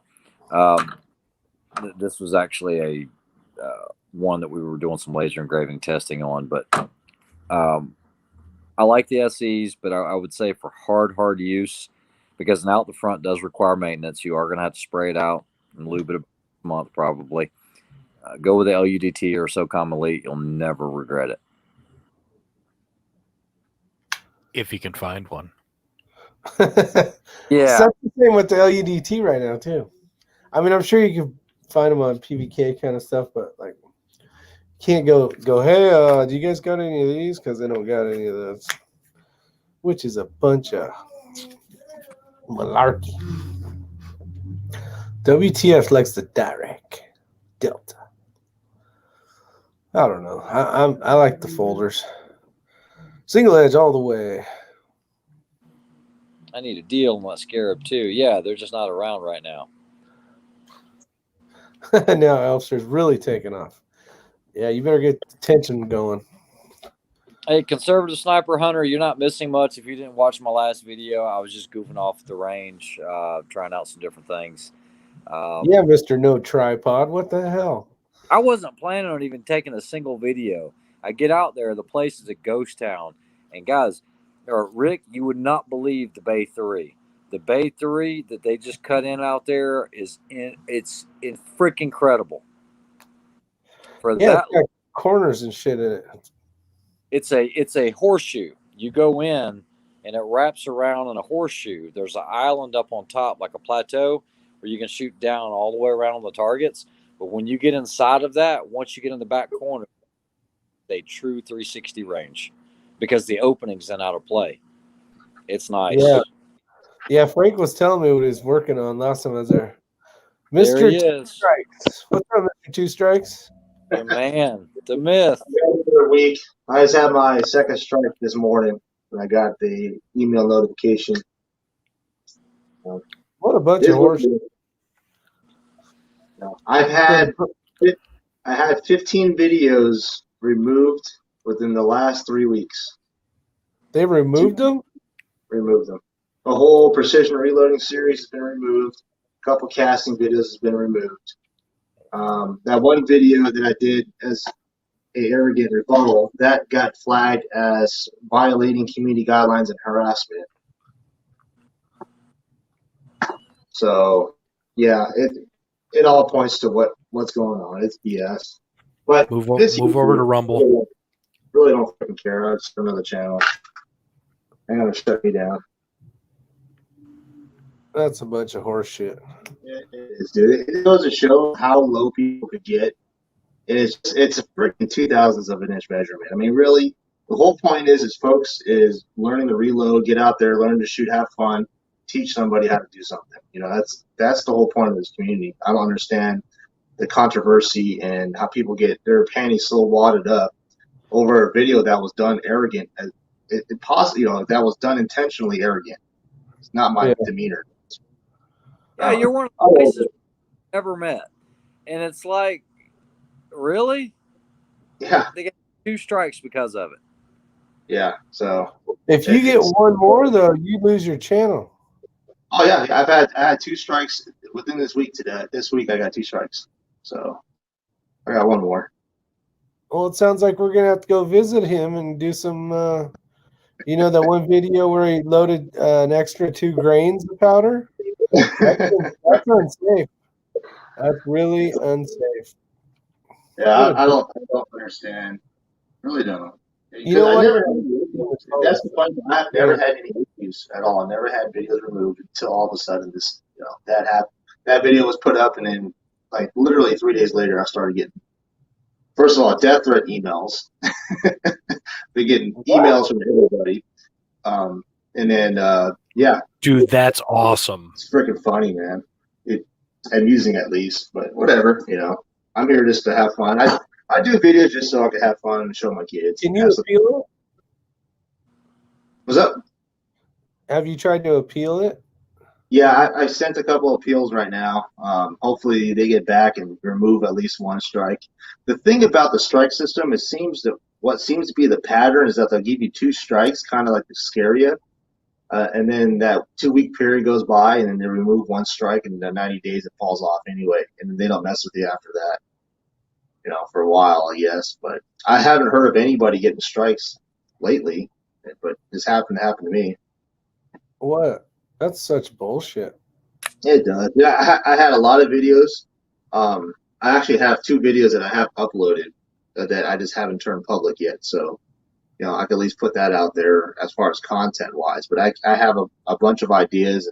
I got to test out the tripod. I got to test out a couple of rifles. And my son, I want him to go shooting as well. So I had a video of mine of that, but I can't do it. I'll do it, and I can't upload it. Oh, it won't let you upload right now. Can't do nothing. Locked out. My whole YouTube studio, you go in there, it says account's been, what do you call it? It's 2 strikes. I can't do anything. Can't upload nothing. I could change video. Yeah, the upload button's grayed out. Can't post nothing. Can't go live. It's all right. Wrong. That's wrong. When people, I've been doing this shit for 8-9 years, and if somebody just didn't agree with the video I did till 2 years ago, all of a sudden you put little cronies out there to. Well, here's the best thing about the freedom we have in YouTube in America. If you don't like something, freaking move on. Go watch somebody else. Click on a different video and move your dumb ass on. That pisses me off. Yeah. I'm gonna try to hold my thoughts on that, but it's bullshit. Yeah, me too. I'm trying to be professional. But. Hey, listen, Eric Cortina, I don't know the guy. I watched the video. Okay, I knew exactly who he was talking about. Obviously, why would he do that? That was a dick move. That was just a dick move. Well, I'm just a nobody too. I'm pretty just much. Yeah. No offense. That was a dick move. He shouldn't have done that. But yeah, that sucks. He did it in a halfway decent. It wasn't like he was bashing Kenny. In a sense, he was being pretty professional about the video. But when you got, I don't know how many followers he has, but if you get all those guys deciding they want to be douchebags, then M&M's. Oh. You know it. Oh no.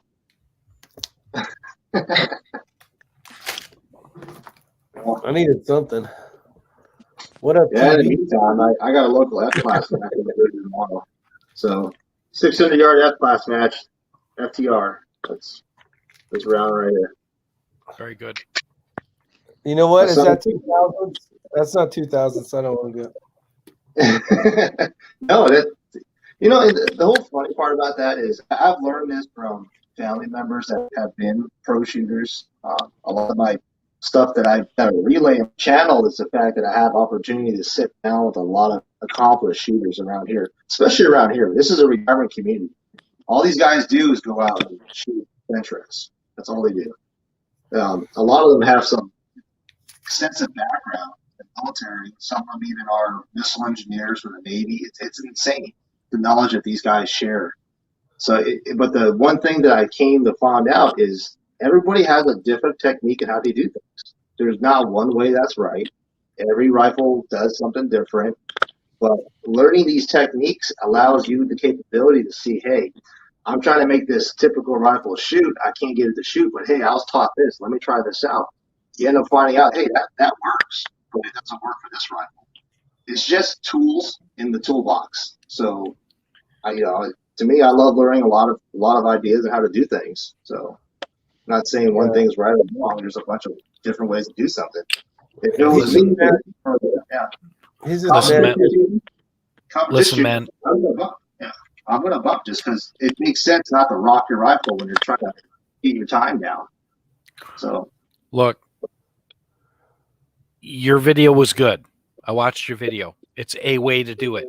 And Eric Cortinas is a way. The problem is it took on a life of its own, right? And he shouldn't have done that. He really shouldn't have done that. Here's the fence. I've actually learned a lot from his videos as well. I learn a lot from everybody. So it's yeah, he puts out decent content. I mean, all you really need to do now is just go to the same match and beat his ass when it comes to shooting. Not fighting. I mean, actually shooting. And then I'd like to say it was definitely the way I bumped the shoulders and. Well, it's like, I'm happy with the results that I get. I've tried that way as well. Obviously, I tried it again before I went out there and shot those eggs. Some rifles just seem to have a certain niche to do something better, so a slight edge. It's just about going out there and just having fun. It doesn't matter if you're a competition shooter or not. Just freaking, hey, man, how many people do you know my age that knows how to reload? Then again, says I have a 9-year-old son that's out there in the sport as well. It's hard to see. So, to me, there's no sense of putting anybody down. Just have fun. That's what this whole sport's about. Having fun, shared knowledge. I agree. It's like if we got information that we can tell somebody that may help them with, an issue they're having or thinking about buying a piece of equipment, but they haven't got to play with one, and maybe we have. It's like, just good free information. Take it, Hey, don't take it. Conservative sniper hunters got a great point. Us gun folk need to stick together and support each other. Look, right. We have enough to fight about. Yeah, no kidding. And everybody, I'm a lifelong learner, right? I seek out knowledge continually because I don't know enough.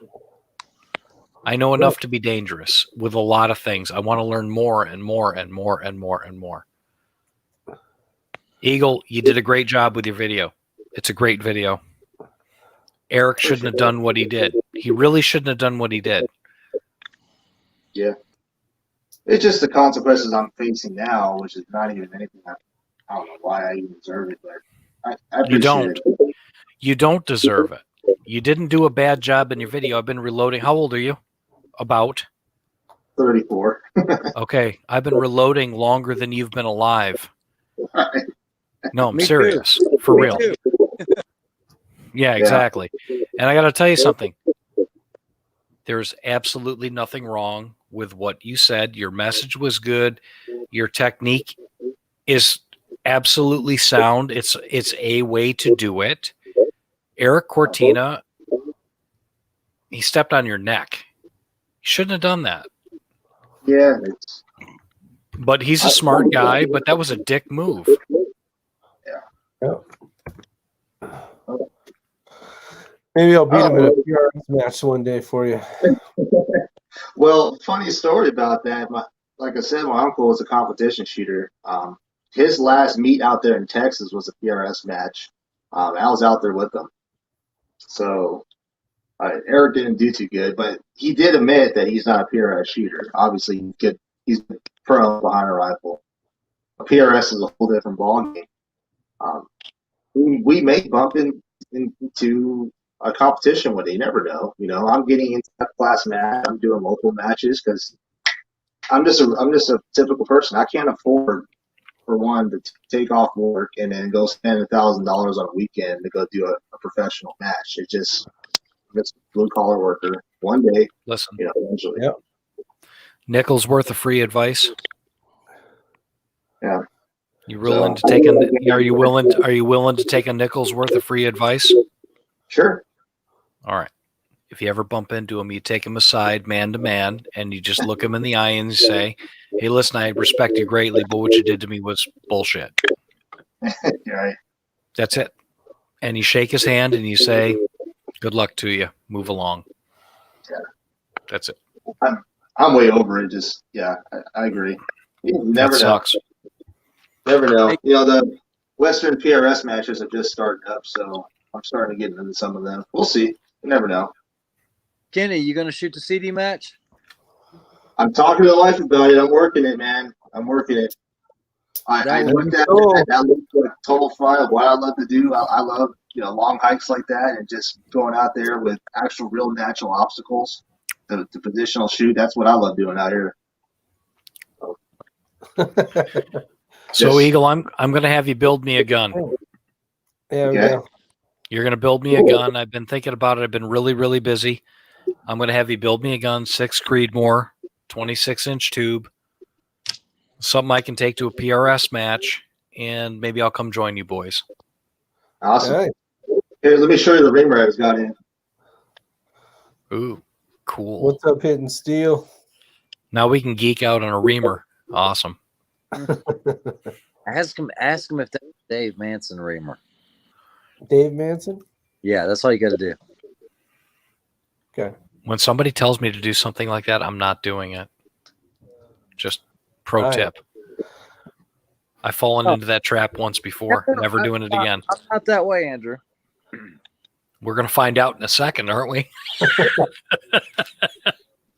All right. Shh, he's back. Hey, Rick wanted to ask you a question. Sure. Let me see that. Put that up close to the camera. Here, hold on. I got to baby this thing because this is one of a kind right here. Now, Do not drop that. to my So under my research, Is that a Manson reamer? That's a Manson reamer. That's all I sport, man. Manson reamers right here. You see the free bore? 104 free bore. That seems to be the ticket, man. That's the one. For the did 6R? research. 270 neck. So Let me see the other end.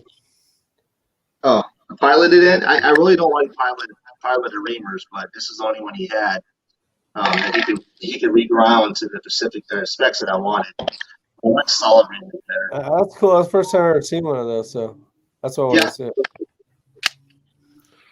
So it's what it is. It's just a big reamer like this, and obviously you have all of this. So what you tend to do is when you wear it out, they just regrind all of this. They contour and all that. So. And then they turn it into a 22 long rifle. I can get a 22 long rifle. Yeah. But Dave Manson reamers, man. I'll tell you what. I know his brother. Mark? Does he have a brother named Charles? Distant cousin. Distant cousin? I have to say, I've messaged Kenny multiple times for help, and he has helped me each time without hesitation. Yeah, he's spot on. Good, great guy, man. Oh, he's right there. Shh. Cover your ears. Earmuffs. What chambering is that? Ramsey Country asked. It's a 6 Creedmoor. That's what I'm gonna. That's what I'm It's gonna have got- you build for me. It's got one barrel. It's got one barrel on it. It's Take care of Darth. who it is. Who's going to get that barrel? Is that for Matt's gun? Yeah. So I'll tell you the story. So I ended up renting a 6 Creek, the same, actually not the same river that I chambered yours, but a river that I did rent. I chambered it and did not like how much slop there was. I ended up chamber casting it and checking the measurements. The SAMI spec on the 6 Creedmoor has too much freebore. It's like you have a worn out barrel already. Luckily, the reamer that I used on yours, Rick, is a match reamer. So that one actually had a 106 freebore. So that's why that one, your bullets are seating a little bit closer to the lands. But under talking to David Kiff as well as Dave Manson himself, they pretty much said after all the testing and the proven results downrange, that these are the specs for the best 6.5 or 6 Creedmoor competition. So Nice. I'm waiting to find a donor action for you to throw a Bartland barrel on for me. Is Ray awake? Ramsey Country wants to know. Half awake.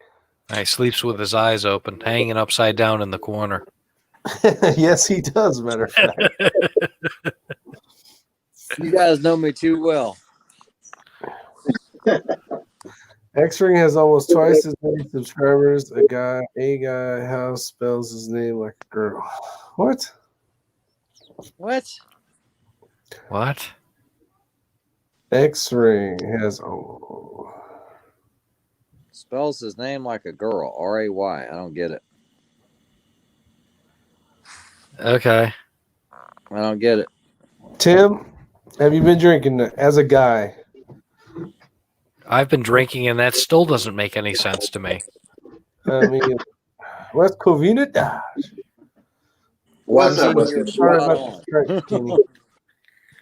Give him Diet Coke and donut. I've got 24 donuts, and I just ran out of Diet Coke, but I've got some downstairs, so I'm good Yeah, I to was go. going to say you are not out of Diet Coke. There's no way. No way. I was like a pallet. Oh, now I get it. Here, John Townley's helping us out. There you go, Ray. That's the ticket right there. What the hell is that? Well, the only mag that works for the 6 ARC and AICS. Ah. That's that one you sent me the picture of the other day. The hell is that bullet? That's the 224 Valkyrie magazine. Right. 6 ARC is the 224 is based off the 220 Russian case, or a family of the 220 Russian case. So I never knew that MDT made a mag for it. Now the downside to it, it's a freaking 8-round mag. And it's the only one they make. 8 rounds? Yeah, so what the hell, man? What kind of bullshit is that? What makes it even worse is you put 8 rounds in there, good luck trying to freaking close the bolt. You won't be able to pick up a round. It's too damn tight. So what you're telling me is you're going to make some and put 3D printed extensions on there, correct? Yes. Already done. Right there. Yeah, working on it. That's why he hasn't been answering his phone. Now, I talked to him a long time yesterday. He just doesn't like answering the phone. I just want to make sure he can get on that other project, hopefully, and have some luck with that. Kenny, He's a busy man. so you're like a modern day tinkerer. Yeah. Oh, for sure. He's got a 3D printer, and he's got some know-how. Yeah. The 3D printer really helps out for prototyping. Yes, it does. Yeah. Hey, It's awesome. Kenny, I ordered 2 scales, buddy. I went full stupid and ordered 2 of the 300 eyes. Like No way. FX, like the FX 120 eyes, yeah, the whole kits. Awesome. That's how much I don't want to reload. Yeah. Those, I want to get one day. That's just. I don't know why I'm talking. I ended up buying one of these things first. Oh, the annealies? No. Amp, What's that called? The Amp Yeah, those are Dang. nice. I've never tried one in person, but they look pretty badass. Yeah. But Rock Crusher Rock Crusher Kennels wants to know if you make an AR-15 barrel and a 6mm arc. I got a reamer coming for it that is specified 100 or 80 thousandths less free bore. So I tell you the caveat. What I think, and this is just my opinion. Don't say I'm right or wrong. It's the free bore on the 6 arc is too much for an AR-15 at mag length. To let you know, this bullet right here, overall length is 2.450 with the Burger 115. The 108s, I load at 2.363 overall length. That's still 100 thousandths more than mag length, and that's a fresh new semi-spec reamer. These bullets are jumping over 150 thousandths on the AR, 120 thousandths at that. So that to me is where the accuracy issue is. Now there are some bullets out there, like the VLDs, that like that kind of jump. However, we just haven't found that combination VLD bullet and the two powders that work with the velocity. It's CFE 223 and Lever Revolution. So I got a reamer coming that's supposed to push back that free bore, get closer to the lands. That way you're 20 thousandths off the lands. That seems to be where the accuracy node is for the 6 arc. And I'll make a couple AR barrels at least to try it out. The search for the gas gun 6 arc that's magical. That's what Dakota boy the other day. He said It's made of unobtainium. Unobtainium. And you guys know that the 6 arc can perform. I mean, I'm getting sub quarter MOA groups. So it can work. Do you remember the Remington Model 7? Yes. The really lightweight, short. Yep. I would love a 6 arc in a Remington Model 7 sized gun. That would be cute. Chatham Factory, we split a 40 cal bullet with an Ultratech. Yeah, but you're not doing a 50. That was like that bright idea. Try to split a bullet with a 6.5 Creedmoor, and I was on a knife, and I was like, "That ain't gonna work. This is gonna end badly. That's just too much." I split that son of a gun. Everything's going to split. Hey, that was pretty good with the first shot. I mean, come on. Yeah. I think Ray was even going, he ain't going to hit this thing. I just knew when it hit. Yeah, I figured the blade would blow up, but. And we didn't post that video, not because we didn't do it with a Microtech. I was like, hell no, we ain't doing it with a Microtech. We did it with Kershaw. So Kenny, I'm heading down to my local hookup tomorrow. They called me. They told me they've got a 700 PSS in 308 in stock. Okay. I'm going to pick it up. I'm going to send it out to you. You talking about the Remington 700 PCR rifle? PSS. PSS, the old police rifle. That's right. The old PSS. Yeah, HS Precision stock. Yeah, that's yes, sir. Yep. And what we're going to do is if it's there and we can come to some agreement, it's coming out to you. Okay. Well, too bad we're on live chat. I just finished one up. It is a PSS, and I'll show you after the chat. Hey, I got my hands on a HS Precision Remington 700 takedown the other day. Those are hard to come by. That's like gold right there. Oh, yeah.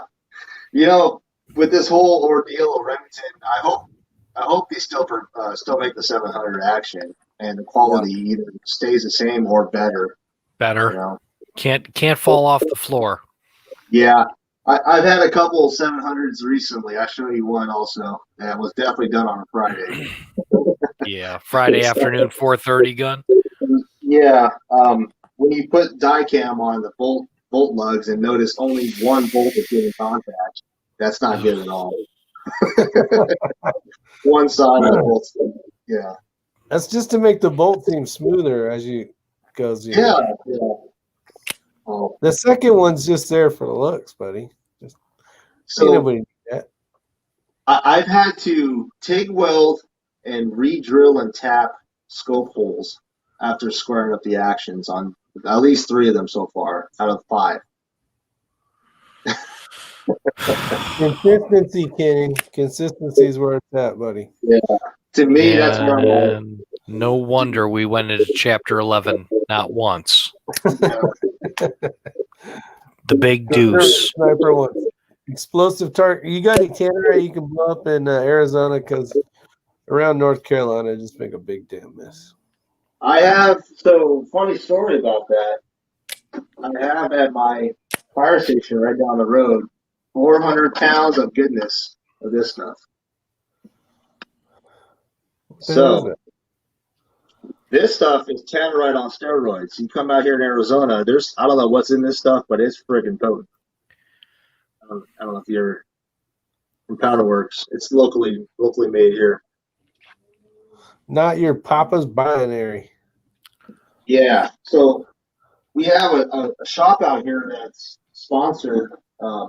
They're a sand dune racer. We have a 2019 Gladiator we're supposed to blow up. It's completely decked out. Obviously, it has to get crushed. Everything in there has to be crushed.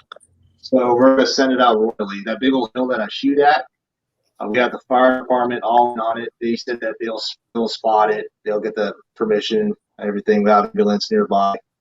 And we got 50 cal or 338 Lapua. We're going to blow that sucker sky high. And now you wonder how all these forest fires start out there. Yep. And out here, it's all. Burn it. There's some stuff that will burn it. Yeah. Well, we got the okay. Right now, no. So next month, yes. So WTF SoCal might get a little butthurt on that one. It's probably got just as much money as in that Gladiator as his Rubicon or his Jeep. John Townley, the only difference is that the 300 just goes up to 300. The scale is the exact same, but the weight will go to 300 grams instead of 120. What up, Brian Marks? What's going on? When the second bolt lug touches, it's time to reset the headspace. Pretty much. That's Yeah. Dude, I have never seen that before. I don't know. I had to do a double take. I actually went and got some regular Sharpie, the black Sharpie, to see because it's a little bit thicker than Dicam, and it still didn't touch. Yeah, I was like, wow. You're gonna have to get a loop stick or something. Yeah. Well, there's a trick. You can use Dicam, which is expensive. You could buy it on Amazon, whatever, or you can use red Sharpie, which is about the same thickness as far as in ten hundred thousandths of an inch. It's about the same viscosity as Dicam. So if you ever want to see where everything your clearance is, red Sharpie is the best thing to use. I thought I was hot shit when I bought my first can of Dicam. Dicam Blue. Exactly. Caddy Factory, don't do that. It will not end well. What? He's trying to do tests that we do on the. Yeah, I wouldn't do that. That's just abuse. Yeah, that's that poor little guy. That poor little guy. Not covered under warranty. You don't want to do that on the little guy. It probably would hold up to it, but I wouldn't do it. Just send that biatch. You know what? I'm going to go ahead and call it. I don't think an X70 could handle that. And if it did, the lock would handle it probably. But I think it would mess up the internals in the lock pocket where you would ruin the knife. It's not so bad that you would hurt the knife. You'd just never be able to get a replacement. Just watch the videos, and we don't have a 70 done because Hmm. we weren't that crazy. Joaquin, have a good night, buddy. Later, Have a brother. good weekend. What if I need a foothold? I'll see you, Joaquin. Then use it. So Eagle, this Or this buy gun, one of these damn pieces of crap. Kenny, this gun I want to build. I want to build a complete sleeper. Okay. You're all about them sleepers, Andrew. Damn I know. strict, damn Skippy. A sleeper. I want a sleeper. I just want to build something that's nice and plain Jane and very quiet. Well, then buy a Right. suppressor, not a No, sleeper. that's not what I'm talking about. I'm not talking about that kind of quiet. I'm talking about I don't want to show up with a PRS rifle to the range. I want to shoot people for money. Yeah. You mean you're not going to show up at a match with an oil slick paint job or anything? I am. Oh no, I Oh, am I know so you not going to are. rattle. Oh, I'm so not going to rattle can nothing. Yeah.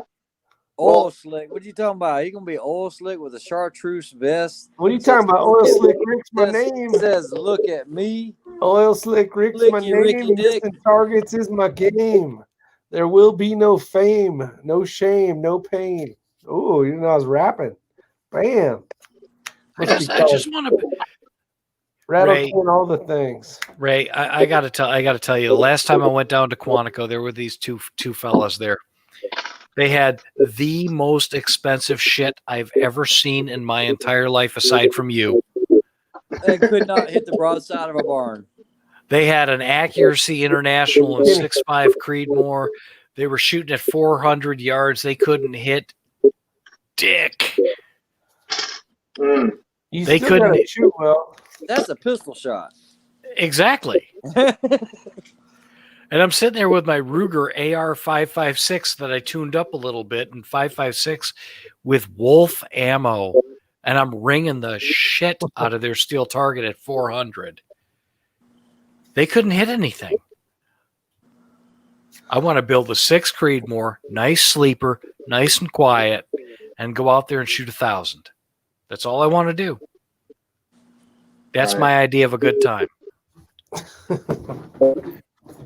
Hey, did you answer Rock Crusher Kennel's answer here?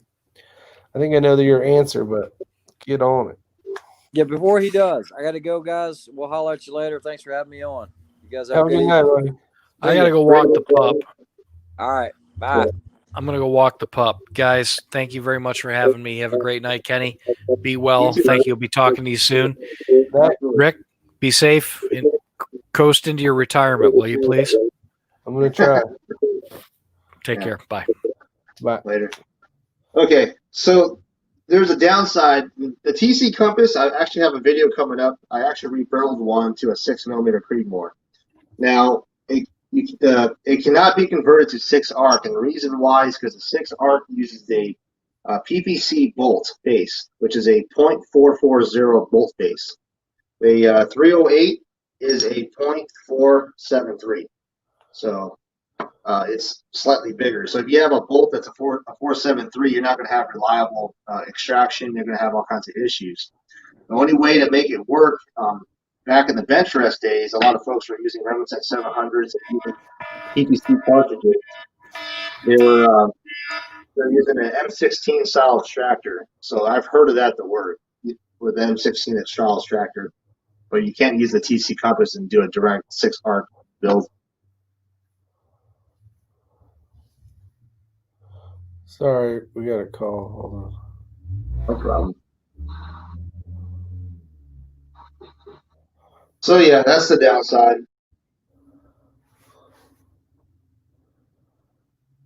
I had a lot of emails on that. I mean, it makes sense to go from a 308 short action, but we just can't because of that smaller 220 Russian case base cartridge.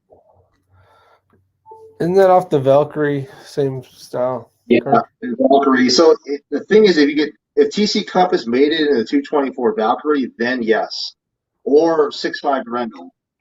That's why, as far as a cheap option, the Howler Mini 1500 seems to be a pretty good contender for conversion.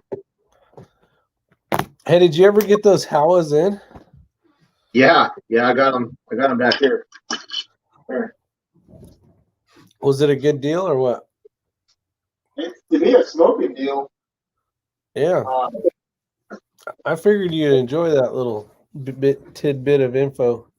Oh, that's right. There were barreled actions too. Shit, I forgot. Yeah, I got them. That's 6 Creedmoor, right? 6 Creedmoor. I got 2 6 Creedmoors. I got one at 6.5. Awesome. That's cool, man. So, and I got a couple sitting in the safe in 6.5 Grendel. So for the 6 arc conversions, but finally, like I said, I wanted to work out the mag issues. I'm pretty much. I was going to do a video. Now I can't. Had it all ready to go. Basically, was having a reliable 6 arc bolt gun with all the testing I've done, with both a push feed style action and both center round feed. What I've seen to work pretty good. And I'm doing something a little bit different, which is probably not the best thing to do, but I'm actually chambering and setting headspace right at max overall length on the cartridge. That's how I'm able to get a little bit more velocity. Nice. Well, I do hate to hear about your whole thing. Yeah, I didn't want to make it a bitch fest, but it's just a bummer. It just sucks, man. It sucks. It's bullshit. Yeah. We are at 2 hours, so we'll end this. But I'd love to see you out at the CD match. So you got a buddy that might do it? Yeah, I want to. I'm hoping to get my Remington PCR rifle back, and I'll run that one. If not, my backup's a TC Compass that I just built in 6 Creedmoor. So that's a 60-degree bolt throw. So there you go, 60-degree throw. Nice. I'll be shooting gas gun on that competition. Yeah. So I haven't done a competition like that. So I'm wondering, should I be secondary gas gun anyway, just so I could throw more shots down range, or just rock out what I'm pretty. Well, the bolt guy, the primary, he's only going to probably get to engage the target once. Right. That's the game. So it's basically knowing your dope. Yeah, and the wind holds, trying to figure it out. The secondary shooter, the gas gun guy, is going to go first. Right. It looks super fun, man. So the bolt guy is going to get to see a little bit of what the wind's doing. Yeah. And it's not much gear. It's set up like a PRS match, pretty much. Except you're hiking. It looks really fun. I want to do it. I told the wife about it. I didn't know that's what it was until I started researching it. I'm like, well, I think it's 13 miles. 13 miles we got to hike. Yeah. But yeah, it's just a day trip for me. And I got a travel trailer I can take up there, find a campground and go camp out there, Yeah. Yeah, that'd be cool to see you out there if that ends up working out. Well, I would have to team up with somebody. I don't know if anybody else is out there as a single, If not, we'd need to find you a partner before you signed up. Right. And that's the unfortunate part here. I don't have anybody that I can say, hey, let's partner up, because a lot of my friends are older. So you need to get +5, maybe. Maybe +5 will shoot it with you. Right. Dude, that's another thing. I gotta take his freaking I want to take the tripod out there, man. Yeah, it'd be cool.